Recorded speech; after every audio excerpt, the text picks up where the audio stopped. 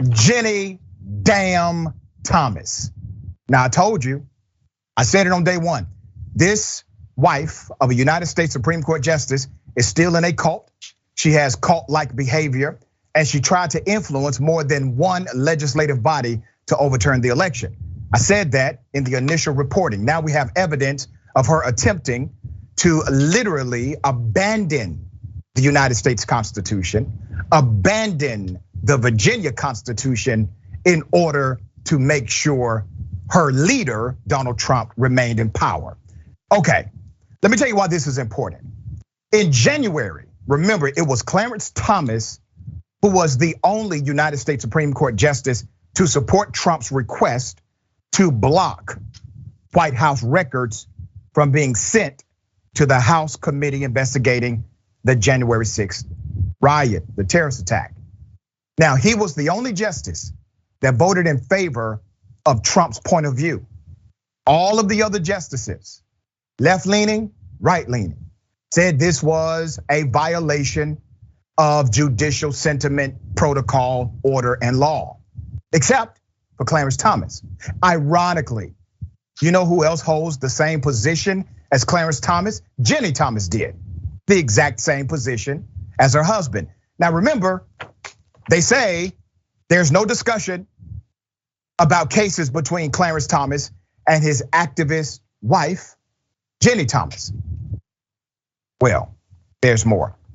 Virginia Ginni Thomas, the wife of Supreme Court Justice Clarence Thomas, emailed Wisconsin legislators in November 2020 and asked them to effectively reverse then President Donald Trump's election loss to President Joe Biden in that state. That's according to emails disclosed yesterday. It was already known that the conservative advocate Ginni Thomas had contacted lawmakers in Arizona and other states with a similar request seeking to undo Biden's victory there. The Washington Post first reported Thursday that Ginni Thomas wrote 2 Republican lawmakers in Wisconsin. That was November 9th, 2020, follow the timeline. At virtually the same time, the Arizona lawmakers received a verbatim copy of the same message from Thomas. Thomas sent the emails days after Trump refused to concede the election to Biden, vowing will be going to the US Supreme Court. The subject lines of her messages read, please do your constitutional duty. Once again, she said, if you don't steal this election, damn it, we're gonna take this all the way to the US Supreme Court, where my husband is a Supreme Court justice. Warning or threat, you make the decision here. Please stand strong, another quote, please stand strong in the face of media and political pressure. Those emails said, according to the Post, which obtained them from the watchdog group Documented. There's more. Please reflect on the awesome authority granted to you by our Constitution, and then please take action to ensure that a clean slate of electors is chosen from our state, Thomas wrote. Documented obtained the emails through a request under the Wisconsin's public records laws. Now, here's an irony connected to that whole statement. She said, use the power granted to you by the Constitution. There's a case right now before the US Supreme Court that would in fact allow state lawmakers to ignore the popular vote of their state and choose in favor of whatever legislative directive is given by that particular state, citing in the lawsuit that it is a state right to determine who they would like to be slated as electors, rather than a power connected to the people. That court case is before the Supreme as we speak. It seems as if Ginni Thomas was already aware that this would be the argument presented by conservatives. As a matter of fact, if states would have done exactly what Ginni Thomas said they should do, ignore the sentiment of the voters, ignore the popular vote, ignore the electoral college system, and elect your own, that means that would have been their affirmative defense if they would have done so. She has just played her hand here. There's more.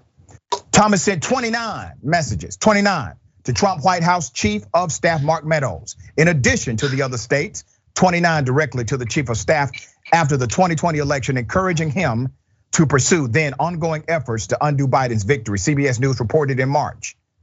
She said, and I quote, "Help this great president stand firm, Mark. You are the leader with him who is standing for America's constitutional governance at the precipice."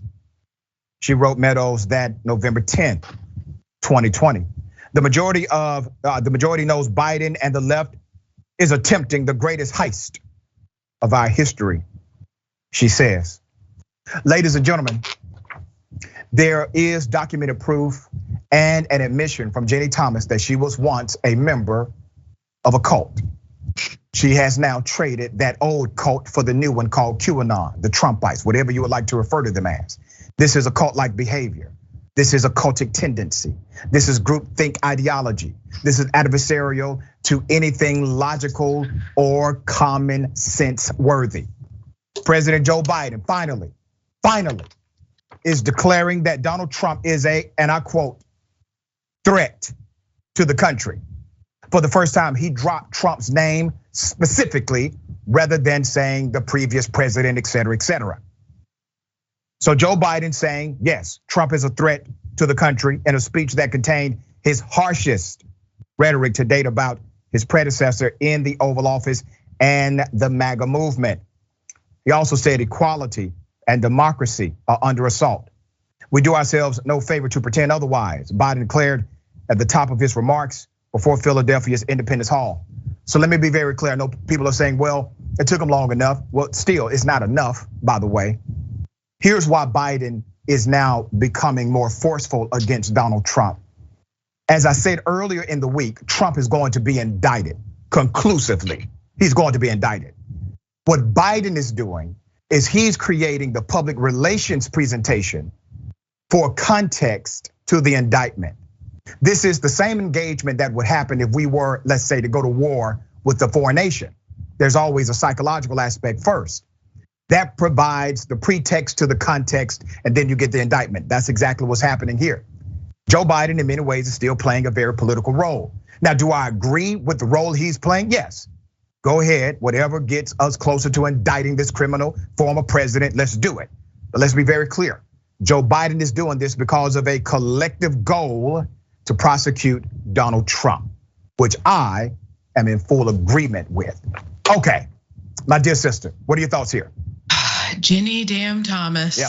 So first I want to say this, she has not gotten enough attention for the threat to democracy that she is. And for anyone wondering why Clarence Thomas is allowed to make these decisions on cases that directly implicate his wife, it's because although there is a code of ethics and code of conduct for judges, there is not one for Supreme Court justices. So there is no legally binding oath that he's sworn, a precedent that he's agreed to that requires him to step down so that he's not hearing these cases. There should be, and there's lots of groups of lawyers and judges that are advocating for that. But as it stands, there isn't. But I mean, this is a woman who literally had unfettered access to his law clerks. It was reported on before.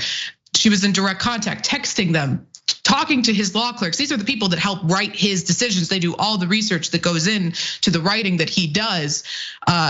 She's helping make these decisions that implicate her. This is a huge threat to democracy. It's horrifying, and it's just sort of getting ignored by a lot of major news networks. Of course, TIT has been covering it as it's been happening. I know, Dr. Richey, you've been on top of this, but it's scary to know that someone who is currently still trying to overthrow the previous presidential election is also in the ear of a Supreme Court justice who's making decisions on cases about that election. That's right. And the January 6th committee, they are afraid to take down institutions. Remember, we now know the Secret Service deleted text messages unlawfully. We know the Department of Defense engaged in a similar operation.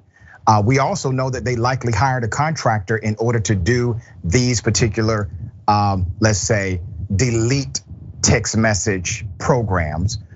In addition to that, we know that they have not been subpoenaed by the January 6th committee. Ginni Thomas, who has no special immunity, she has not received an actual subpoena to testify. Also, Vice President Mike Pence has not received a subpoena to testify under oath. That needs to change quickly. We're going to continue to stay on top of this story. All right.